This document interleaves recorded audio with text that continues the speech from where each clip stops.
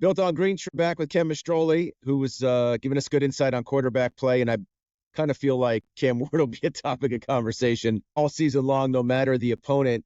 Ken, let's just start here.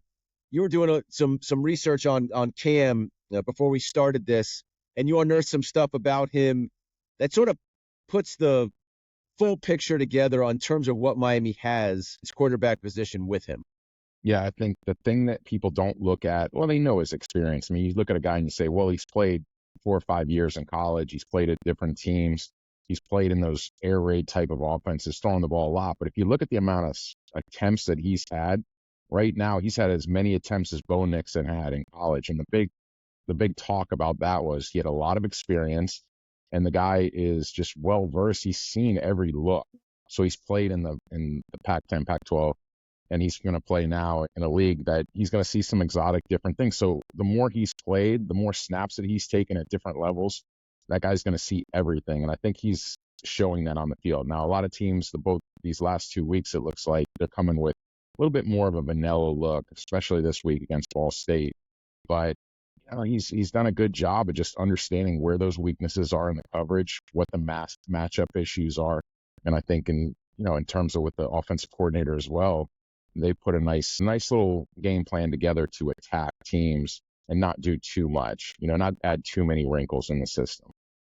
I bet the other part of that equation has to be, even though he's played at 3 schools, Ken, he's essentially played in the same system, right? This air raid system. So you have a lot of snaps in the same system. So not only have you seen a lot, I imagine you understand your offense inside and out and understand how to attack the opposing defense with the full knowledge of running your offense.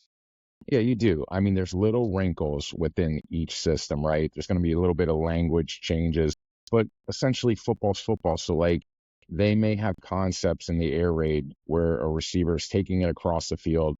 He's going to get a guy to chase him, and then he's going to push it vertical. So it's going to take it a little bit longer to develop, where traditionally maybe a team is running that off of an RPO, more RPO styles, or they have certain looks. But football, like I said, is football. You're trying to attack spacing, you're trying to attack matchups, and the amount of snaps that he's had in those systems, I'm sure it's easy for him. He's almost like an NFL vet going in and go like, how does that guy go from this team 1 week, and he goes in and he learns that offense in 2 weeks, because NFL offenses are complicated. Well, he's been around enough football. It's just the terminology and the language. Once you understand that, then you can just cut loose and play fast.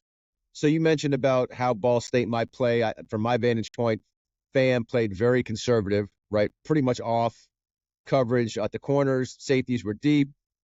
Took a couple of shots, Miami did, but essentially it came down to the short passing game and running the football. You expect Ball State to do the same thing? I do. I think because Miami's 3-dimensional, they can beat you with the pass. Cam can beat you with his feet. And they obviously have had so far an excellent running game. So you got to look at those 3 phases. So you can't come out there in a single high look and start bringing massive amount of pressure, because Miami's got the guys on the outside. They've got the skilled guys to beat you, and a quarterback that understands with great linemen, timing. So they're going to play probably like they've been playing as a quarters look, play soft. They're going to be outmatched. They're going to be outmatched in the front, in the trenches, and they're going to be outmatched outside as well. So I think they're going to hope that Miami makes some critical errors and that they get some breaks, some turnovers or change of field direction, and can capitalize on that. But if Miami handles their business, and obviously does, I mean, it's pretty obvious, they should have a very simple vanilla game plan and be able to attack them and do the things that they do with strength.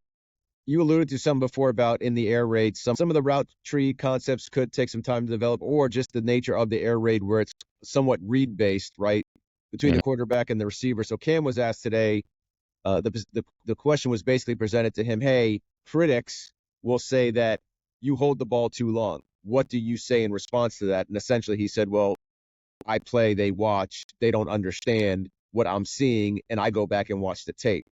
But maybe you can elaborate on essentially, A, what Cam means by that, and B, if you might have some routes that are read-based or longer developing, how Cam might understand that relative to the protection he is getting.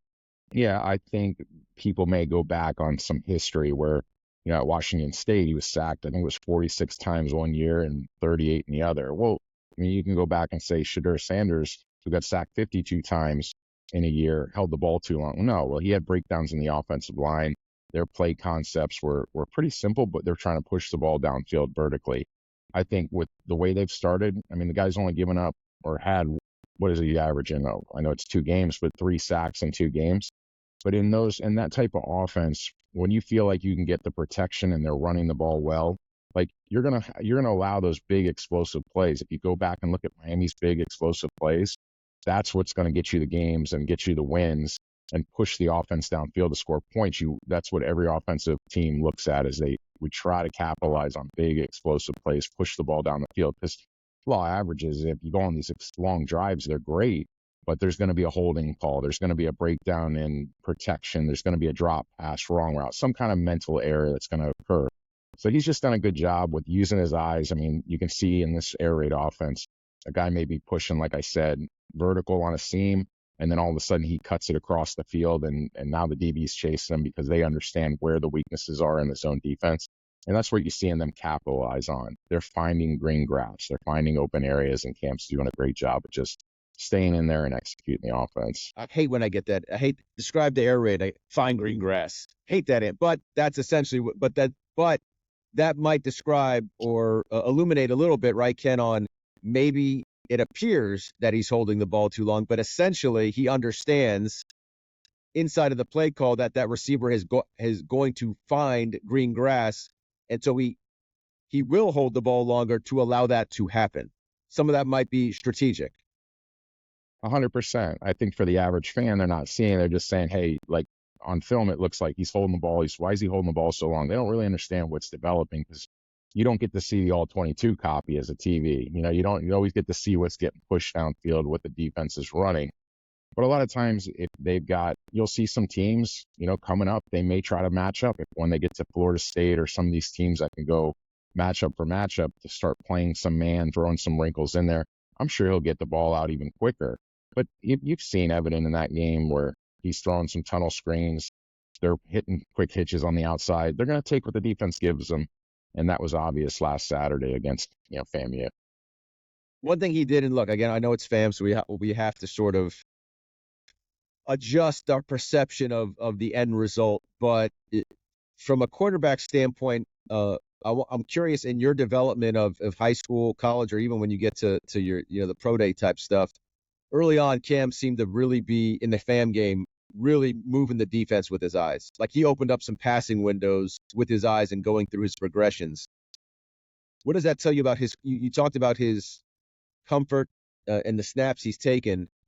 I would imagine his ability to do that is also a sign of his just understanding of the flow of the offense and where the ball can go and how he's progressing through. And that's a comfort, right? That's a 5-year guy that understands I'm in charge and I'm going to manipulate the defense the way I want. But how hard is that to teach? I mean, it's some things you can get better and better. Now, when you get to the elite level, when you start getting into the tournament, that 12 team tournament, and you're going, man, there's going to be some defining plays if they get there that's going to prove or show that elite next level, right? Like things that J.J. McCarthy did at Michigan, where you'd throw a ball in such a tight window before the receiver's open, and he's not waiting for him to get open because the timing isn't there. He may get pressured, but that's what you look for in those elite quarterbacks. And part of it is, can they compartmentalize things? Can they play with just that relaxed state where things, no matter what, because they're going to face some adversity. I mean, that's just part of football. They're going to hit some adversity patches this year, but from every indication, that guy's very calm. He knows the system. But I think what separates him from a majority of the quarterbacks out there that I've seen, puts him up there in that upper echelon of guys, is that he can kind of take that next step and just kind of play that backyard football. You have to have that creativity as a quarterback. If you don't have the creativity as a quarterback, like you're going to be labeled a systematic guy. Yes, you can throw the ball on time, hit the open necessary throws, but it's that guy that's got that creativity and that kind of outside the box thinking to fit those balls in certain areas or to make those certain plays. It's going to make him exceptional and propel the offense to that next level. So I'm gonna throw this out at you, Ken, in talking with Shannon Dawson, and I think this is part and parcel of the air raid, right? If you're running it maybe to sort of its full evolution, which is Shannon doesn't want, Shannon has told me, I don't want my quarterback to be a robot. Meaning, you talk about systematic, right? Progression. Yes, sometimes there are progression reads. Sometimes you are going through that. But the guy who can adjust, the guy who's willing to take a risk, the guy who's willing to take a chance, the guy who's willing to be creative, as you say, right? Because if you're always relying on the system, what happens when the defense presents you something that breaks the system? If you're always relying on A equals B, sometimes you just presented something that equation doesn't give you the right answer. How important is it to have a quarterback that's not a robot? That, yes, plays within the system, obviously. We're not talking about that he's just defiant, but is not just solely reliant on 1, 2, 3. Well, I think college football's changed so much now that in the past you could get away with a lot more system-based quarterbacks. And there's still guys that thrive in just being a systematic quarterback, but you have to evolve at the college game with the transfer portal, with the movement of coaches, with the innovation of offenses, things that defenses are doing. That's not always like there's the largest lineman in the front four. Now they're moving more athletic guys that you would maybe be playing linebacker, nowadays are playing safety. So you kind of got to adapt and adjust because there's so much speed. So you've got to have a guy that's just not, that can create, but also, so he's got to have some elite trait, right? Can he get outside the pocket? Can he move? Can he run around? Like, can he buy time? But then it's going to catch up to you. Is he accurate, right? Can he put the ball out there? Can he throw the routine throws when he's just got to drop back and execute? And then can he make those plays? It's going to be 3 or 4 plays in a really tight game. Could be 5, but it's going to be a handful of plays where he's got to make some kind of special throw off balance. They call it off schedule, whatever you want to say. But he's got the read to kind of see things that before they really happen. He's throwing the guy open. How much of that is, Ken, how much of that is someone's just mentality? Like what's inside their head, right? Yes, they have the ability to do what you just say, get outside the pocket, all that kind of stuff. How much of that is their confidence in their ability to execute that, right? To step outside of the play structure and know I'm good enough to make a play and I believe in my abilities, whether it's with my feet, my arm, or both. And that's just a confidence that just comes from kids growing up and But is that part of it? Is that part of that creativity? What would you say is the leading factor of having that creativity? Is it self-confidence? Is it knowledge? Is it arm? Like, what is it? Well, I mean, first off, you got to check the boxes on intangibles, right? When the playing field's level, you can take a high school kid who's a winning player, right? Who's an exceptional player, winning in high school. But if he can't drive the football down the field into tight spaces, right? Have enough arm strength, or if he's an undersized guy, what's his elite talent? Can he see the field quickly and have a very quick release and get it out on time? Or does he have exceptional footwork in the pocket? Or is he like take Kyler Murray, for example. He's a tiny guy, but the guy is fast. He can break games wide open with his speed, and he's got a very good arm. So I think those things are developed, one, through genetics. Two, it's that creativity of playing and being at an early age, playing multiple sports as well. I'm such a big fan of. I mean, I'll give you a quick example. Years ago in Michigan camp, I looked at the way Jim Harbaugh evaluated quarterbacks. All right, he brought guys in, and there was this guy that came from South Florida, and he tried to train and do everything, and he tried to do certain things and throw sidearm and do all this stuff. Well, what Harbaugh did was, like, I thought was genius. He had these guys out there catching fly balls. I mean, just doing different sports, right? Because he wanted to see how he was in a team competitive environment, and was he athletic enough, right, to play the position? And he looked like a fish out of water. He couldn't, just if you made him do something that wasn't taking a 3-step drop and throwing a ball outside or rolling out or throwing it backpedaling, if you asked him to do certain things, they just said, this kid's not athletic enough for us to play because we got to play Ohio State every year. We're going to have, Bosa's coming at us or whoever it is. He's got to move. So I think that, that comes from just being a kid and having you got to have some genetic makeup, but also you've got to be able to just have your solid fundamentals. Number one, if you don't have solid fundamentals and you're just practicing all the fun stuff in the playground, you're going to miss the easy throws, right? The routine stuff. But you got to incorporate that stuff that's just being creative. That's what makes the guys that's the Patrick Mahomes of the world. That's the guys that are playing in the NFL right now. They're very creative, that are successful.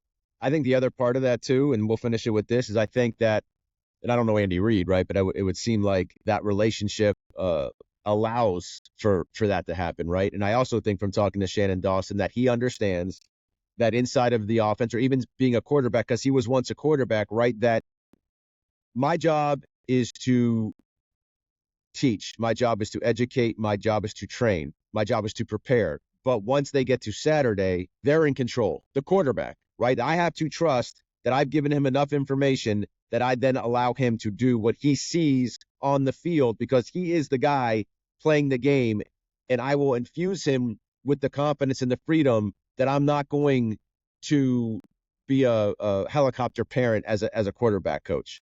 Is that part of it as well? Absolutely. I think as a coach, what people don't realize is that you're dealt the hand that you have, right? So these guys are in their system. They've got to run certain things. They've been trained. Over the years, they've kind of evolved and put their own ingredients into their own systems. But you got to understand how to utilize your players, all 11. So if a guy, especially your quarterback, can't do certain things, you have to be willing to think outside that box or put him into situations and know what you have. And that comes from just time spent understanding each other, being around one another, and knowing and having an open communication. Because a lot of times quarterbacks, they'll have pride and say, I can do it all, give it to me. I'll run that play, or I'll do this. But you've got to know where his limitations are. And everybody's got a little bit of limitations somewhere. But once you're as a coordinator, you understand all that, you can put the pieces together, and now you got to go attack the opposite side of the ball. I guess the thing would more so would be not the limitations, but the fact that if you were a quarterback, Ken, right? Yeah. So the fact that if you know in your head that your coordinator has absolute faith in you, is really not going to question you, and it's going to let you play, right? He's going to let you play and give you the freedom to make checks or make audibles and not question you. Ultimately, he will coach you, right? They'll go back in the film and watch it. But the fact that as a quarterback, Cam Ward pretty much knows that guy calling the plays, trust me. And he's going to let me be me on the field. And I don't have to worry if I do something wrong. Not that that's the goal, but I don't have to worry if I do something wrong, that he trusts me, that if I see something that I want to get into because I think that's the better play, I don't have to answer to him relative to I'm gonna get second guessed. I mean, it's the same thing it's as simple as you giving the keys to your son to the car, right? Let's say you had a fancy. No, I know that. I would be a bad coordinator. I know that. I know, but I'm just saying, if you trust him and say, take this out, I don't have to worry about it. I know you're going to control it. You're going to go out there and you're going to execute, or you're going to bring it back in one piece, and to perform it. And it's a high performance vehicle, right? He's going to be smart about it. You're willing to trust him. And it's the same thing for a coordinator, but it goes both ways as a quarterback. Because I can tell you from experience, when I was in college, I had a coordinator one year that said, if you make 2 critical errors, I'm putting you on the bench. He told all the quarterbacks in the room. So if you throw a pick, now you're playing with, scared to make that next throw, because if it gets picked, whether it gets tipped, you don't know the definition of that. So I think experience, the amount of reps he's played, the type of personality that he is, it works both ways. He trusts that guy. He knows he's going to put him in the best positions. What the nice part about that is now you can open up the playbook beyond, you can open up the whole playbook. You don't have to go in there and say, well, we're only going to run this because I only trust, he's a little bit wild and he's going to make a bad throw. I mean, I watched a kid last year to compare, the kid from Virginia. He got his starting job back, but he was an exceptional quarterback for a freshman. But he could get you fired with some of the decisions that he was making. He'd make these plays. He'd make a throw that drop your draw. Or drop your draw. Your trousers. Not dropping your trousers. Not your trousers, but he would jaw or trowel. What is this? Nah, he'd drop your, he'd drop your jaw. Drop your drawers. The next play is just drop your drawers, Kenny. What's going on here? But the next play you're thinking we're losing the game because he's doing something that's big critical error. So it's just that trust. I think it's that experience and that maturity in him. All right, Kenny Mastrole, you're wearing pants, right? We can only see that every day. Every day he's wearing his drawers. Kenny Mastrole, thanks for breaking it down. We'll talk to you next week after Ball State. Absolutely. Sounds good. Looking forward to it. All right.